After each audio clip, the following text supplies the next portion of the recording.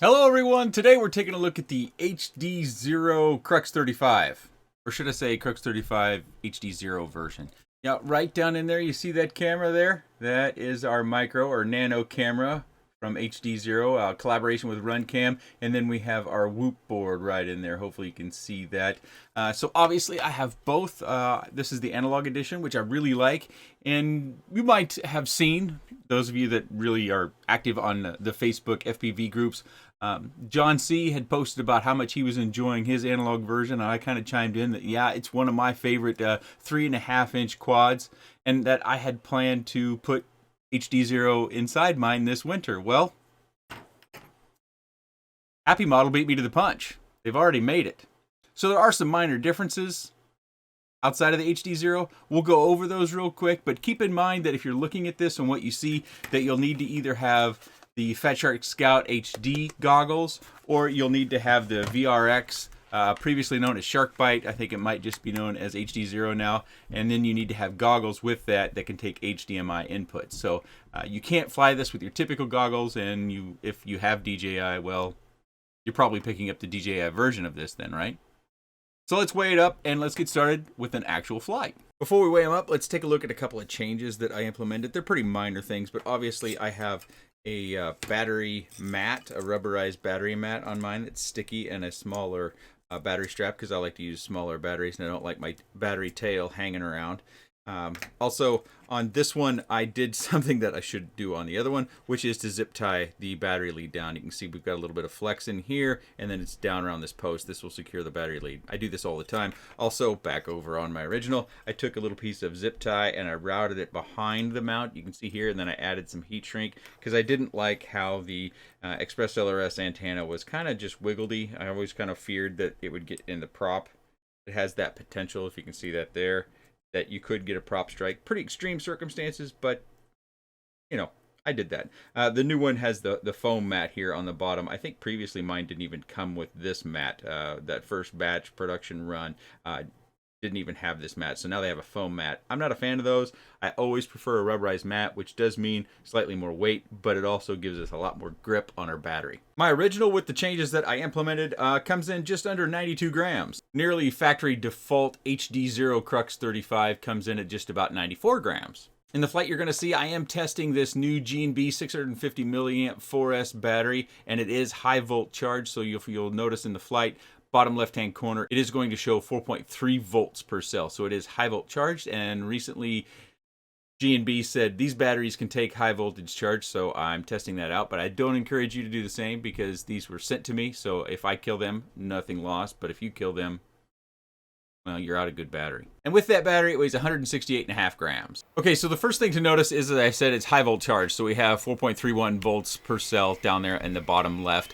Also, the screen aspect ratio, just to be clear, because I know, the internet's a big place and some people try to say I'm trying to make HDZero look better than it is.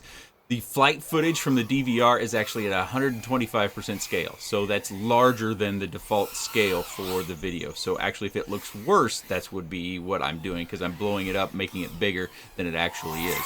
Something to consider there, especially if you're watching other videos out there. Those might be full screen videos.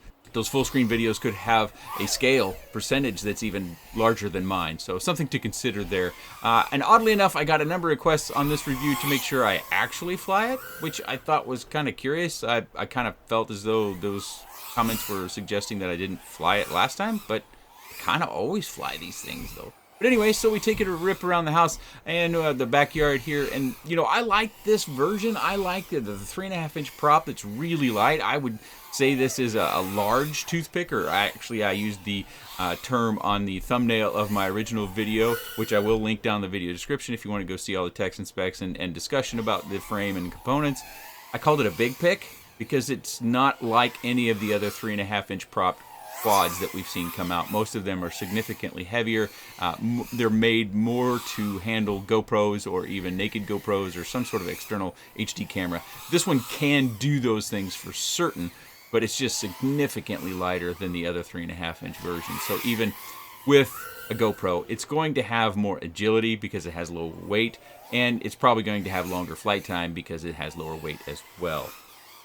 So that's something that you need to kind of, when you're looking at all these different ones, take note of the fact that this one is significantly less. And also, if you've already noticed, on the lower kind of mid to left half section of the screen where the milliamp is showing in the OSD element, I have it's not a smudge. I actually damaged the lens. The flight before this one, or the day before this day of flying, I crashed it into a tree, but the tree crash didn't actually harm the lens. But what happened when I came into land is that I came up to the cement portion of the back patio and I disarmed and it rocked forward, and I think it hit the edge of the cement because it's, yeah, the lens, and you may have noticed it in the intro there, the lens has got a fairly significant scratch on it now. So that's kind of unfortunate and kind of blemishes our FPV view here as we watch it zoom around. There's also a price difference on this. Of course, the analog is going to be the cheapest version out there, and it comes in around $142. They also have an HD version with the Air Unit Lite from Caddx, which is $269. And this version with the HDZero Whoop, which is a maximum of 200 milliwatts, and the Nano camera comes in at $235. So about $35 less than the DJI version, but it's significantly more than the analog version. Almost $90, or right around $90. I got a little sloppy there as I kind of got out of control. That happens from time to time, especially when I fly this long. I have found over the years that once I get over 2.5 minutes, I almost have to give myself a break. That's when I usually go for a longer pass in the backyard.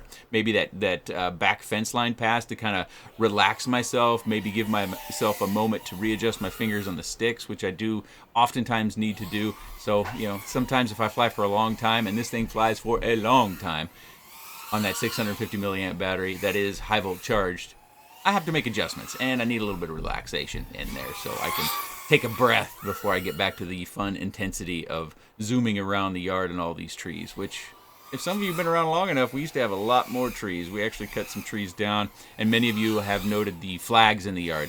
Yes, we're going to have some construction eventually in the backyard. It was supposed to have already started, but, supply chain issues. We are going to be putting in a pool. Our girls love to swim, and my wife likes to hang by the pool. So after years of resisting, I've relented and agreed that, okay, let's get a pool.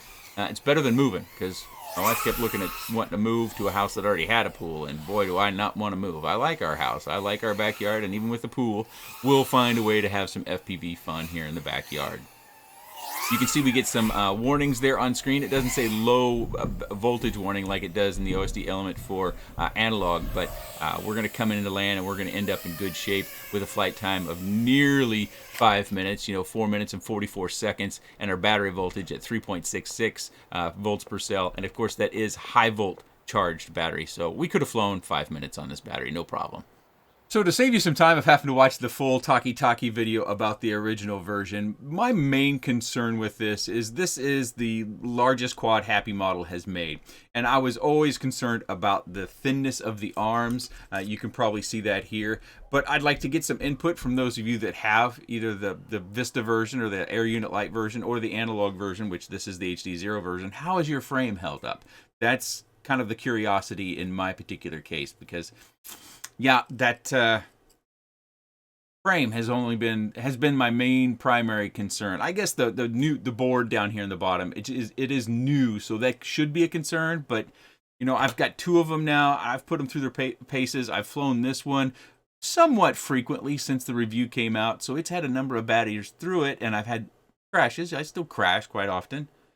So I think it's okay, but I do want some input from those of you that have bought one, regardless of which version you bought, and how are things held up for you. Now, by chance, if you're not familiar and you're looking at either the Air Unit Lite or what's oftentimes I refer to as the DJI version versus the HDZero version, and which one you should get, well, it's going to come down to a little bit of cost. The HDZero version is $35 less.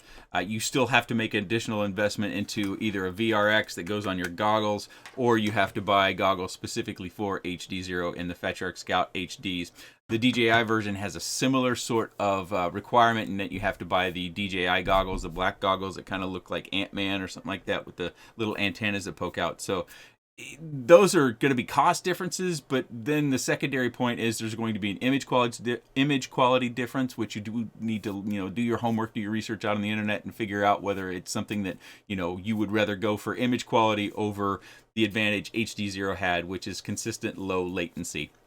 Latency is the time from the lens to your goggles, and kind of feeling connected to the quad. So it's pretty much doing what you're expecting to do. And now we're talking milliseconds here, so there's not like a huge delay between either one of them. So some people have a big issue with the delay versus not having the delay, and other people just adapt to it.